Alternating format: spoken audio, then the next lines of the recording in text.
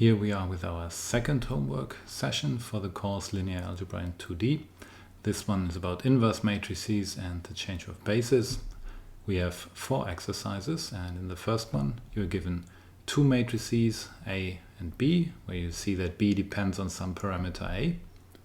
And your task is to determine if these 2 matrices are invertible, possibly depending on the value of A.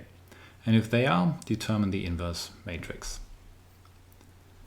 Exercise 2, we are given 2 bases, B with vector 0, 1 and minus 1, 1, and basis C with vectors 2, 1 and 1, 1. And your task is to compute the change of bases matrices MCB, so changing from the basis representation for C to the basis representation for B, and its inverse change of bases MBC. You can use this in exercise 3. So here we have the same basis B and C from the previous exercise again. And in addition, we're giving a linear map phi by these 2 equations here. So we define phi by stating its values on the basis vectors of C. So phi of C1 is 2C1 minus C2, and phi of C2 is minus 2C1.